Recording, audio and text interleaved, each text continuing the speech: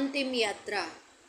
જવાનની રાષ્ટ્રીય સન્માન સાથે થયેલી દફન વિધિ જવાનના પાર્થિવ દેહને તિરંગામાં લપેટીને યોજાઈ.